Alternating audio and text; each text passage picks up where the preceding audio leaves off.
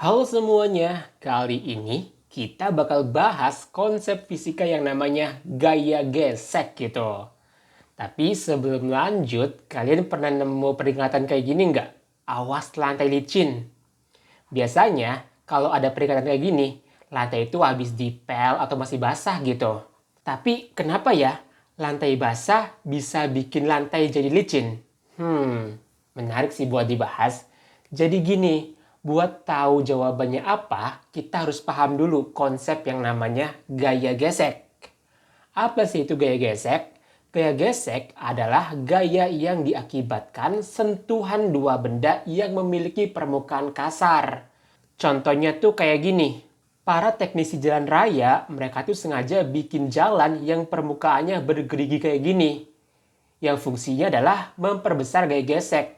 Sehingga mobil kalau seandainya dia lewat pas hujan, gak mudah tergelincir. Di fisika, gaya gesek ini itu dibagi menjadi dua bagian. Yaitu ada yang namanya gaya gesek statis dan ada yang namanya gaya gesek kinetik. Gaya gesek statis adalah gaya gesek yang muncul pada saat benda akan tepat bergerak atau masih diam gitu. Contohnya itu kayak gini. Semisal ada box. Terus box ini kita dorong dengan gaya sebesar F. Ternyata waktu kita dorong dengan gaya sebesar F, box ini masih diam gitu. Berarti kan ada something ya yang bikin box ini tuh gak gerak sama sekali. Nah, kalau udah kayak gini, itu disebabkan oleh adanya gaya gesek statis yang arahnya berlawanan arah dengan arah gaya yang kita berikan ke box ini. Nilai dari gaya gesek statis adalah Fs sama dengan gaya normal dikali dengan koefisien statisnya. Di mana koefisien gesek statis ini itu tuh dipengaruhi oleh bentuk permukaannya. Semakin kasar bentuk permukaannya, maka nilai koefisien gesek statisnya akan semakin besar. Terus yang kedua adalah gaya gesek kinetik. Gaya gesek kinetik adalah gaya gesek yang muncul pada saat benda bergerak. Contohnya itu kayak gini. Semisal ada box, terus kita dorong dengan gaya F. Ternyata box ini itu bergerak, atau dengan kata lain, nilai percepatannya nggak sama dengan 0 gitu. Nah, kalau seandainya box ini bergerak dan lantainya kasar, muncul nih yang namanya gaya gesek kinetik, yang arahnya sama, yaitu berlawan arah dengan arah geraknya. Nilai dari gaya gesek kinetik yaitu Fk sama dengan N dikali mu K. Di mana Fk merupakan gaya gesek kinetik dengan satuannya adalah Newton, N adalah gaya normal dengan satuannya adalah Newton. Sedangkan mu K merupakan koefisien gesek kinetik. Sama seperti sebelumnya, nilai koefisien gesek kinetik ini itu dipengaruhi oleh bentuk permukaannya. Semakin kasar bentuk permukaannya, maka nilai koefisien gesek kinetiknya juga akan semakin besar. Gimana? Udah paham belum tentang gaya gesek statis dan kinetik? Yang intinya kalau statis diam, kalau kinetik yaitu gaya gesek pada saat benda bergerak. Oke, kalau udah paham, kita detailin deh. Jadi gini, ada informasi penting yaitu nilai dari koefisien geseknya atau mu, entah itu mu K atau mu S, nilainya itu berada di rentang 0 sampai dengan 1. Jika mu-nya mendekati 0, maka bisa dipastikan bahwa bentuk permukaan bidangnya itu lumayan licin gitu kan. Sedangkan jika nilai mu-nya itu mendekati 1, maka bisa dipastikan bahwa bentuk permukaan bidangnya itu lumayan kasar. Oke, berikutnya informasi yang gak kalah penting kayak gini. Nilai koefisien gesek statis itu selalu lebih besar dibandingkan dengan koefisien gesek kinetik. Kenapa? Jadi gini, kalau seandainya kita zoom permukaan yang menempel dari box ke lantainya, maka akan diperoleh kayak gini. Kita mulai dari benda yang diam dulu ya, atau statis gitu. Nah, ini merupakan bentuk permukaan benda, sedangkan yang bagian biru merupakan bentuk permukaan bidangnya gitu. Dia kan nggak rata ya. Adanya lembah dan bukit di permukaan benda dan bidang, nyebabin seakan-akan ya, antar permukaan ini bakal saling ngunci gitu.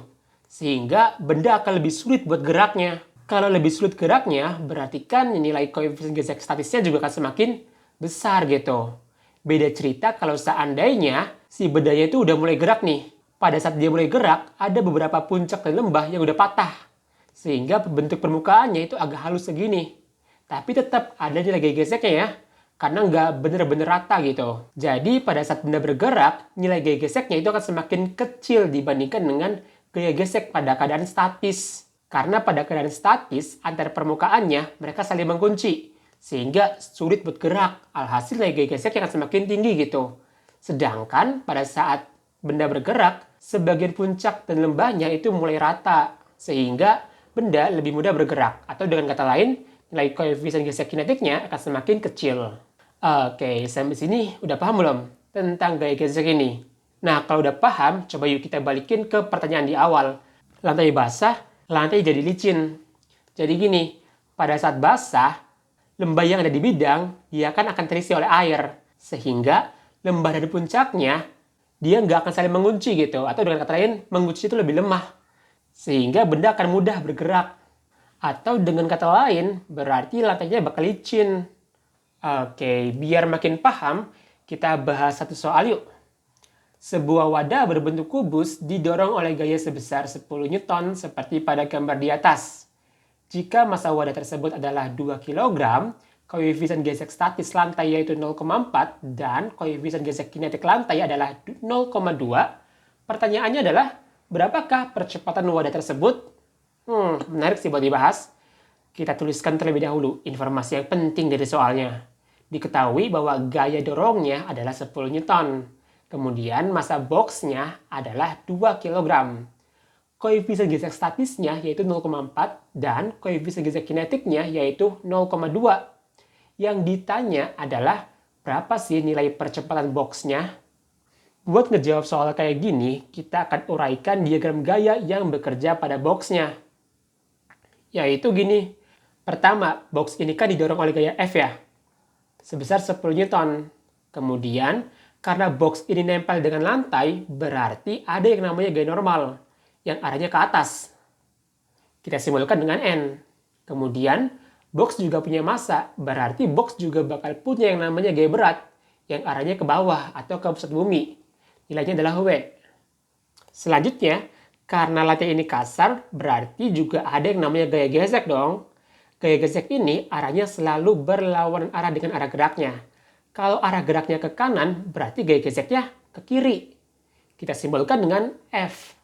Oke, setelah kita uraikan diagram gayanya, kita tahu ya bahwa gaya yang bekerja, dia tuh nggak searah gitu. Ada yang vertikal, ada yang horizontal. Oleh karena itu, kita akan bagi gaya ini ke dalam dua sumbu X dan sumbu Y. Kita mulai tinjau dari sumbu Y dulu aja kali ya. Sigma Fy sama dengan massa dikali dengan percepatan arah sumbu Y, yaitu yang vertikal nih. Pada kasus ini, si benda kan nggak bergerak vertikal ya, maka nilai percepatan AY-nya sama dengan 0. Kemudian total gaya yang bekerja pada arah sumbu Y, yaitu ada gaya normal dan gaya berat. Arah gaya yang ke atas kita simbolkan dengan positif, yaitu N dikurangi W sama dengan M dikali 0. N dikurangi W sama dengan 0. Maka nilai gaya normalnya yaitu N sama dengan W. Atau N sama dengan massa dikalikan dengan percepatan gravitasinya. Kemudian kita bisa substitusikan nilai yang sudah kita ketahui nih. Bahwa nilai N sama dengan massanya adalah 2 kg. Dan nilai dari percepatan gravitasinya, kalau nggak dijelasin soal, kita bisa asumsiin bahwa nilai G-nya itu sama dengan 10 meter per sekon kuadrat. Berarti 2 dikali 10 sama dengan 20 Newton. Oke, gaya normalnya sudah kita ketahui, yaitu 20 Newton. Berikutnya, kita akan tinjau gaya yang bekerja pada arah sumbu X. Benda kan diharapkan dia bergerak ke arah kanannya. Tapi pertanyaannya adalah, apakah dengan gaya 10 Newton benda bisa bergerak? Soalnya di sini kan ada gaya gesek ya. Bisa aja gaya gesek itu lebih besar dibandingkan gaya dorongnya. Kalau udah kayak gitu kan berarti ya benda nggak gerak kan? Nah, buat tahu benda gerak atau enggak, kita akan tinjau gaya gesek statis. Gaya gesek statis sama dengan gaya normal dikali dengan koefisien statisnya. Yaitu sama dengan N-nya 20 Newton dikali dengan mu S adalah 0,4. Nilainya yaitu 8 Newton. Nah, dari sini kita tahu ya bahwa gaya dorongnya itu lebih besar dibandingkan gaya gesek statisnya. Alhasil, si benda ini bisa bergerak gitu. Oke, kalau udah tahu bendanya bergerak, kita akan cari tahu berapa sih nilai gaya gesek kinetisnya. Gaya gesek kinetik yaitu Fk sama dengan gaya normal dikalikan dengan mu K. Sama dengan gaya normalnya ada 20 Newton dikali mu K-nya yaitu 0,2. diperoleh gaya gesek kinetiknya adalah 4 Newton. Oke, kalau udah tahu nilai gaya geseknya berapa, kita akan analisis bahwa sigma Fx sama dengan massa dikalikan dengan percepatan pada arah sumbu X.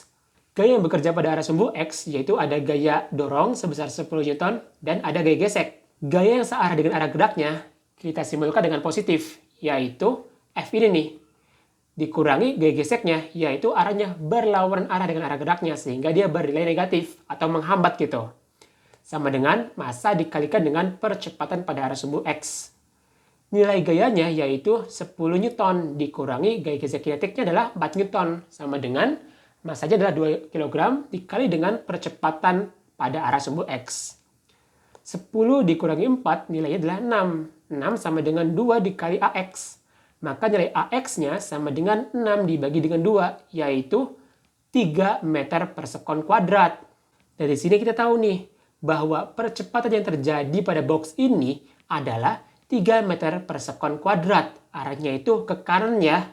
Gimana? Sampai sini udah mulai paham konsep gaya gesek belum?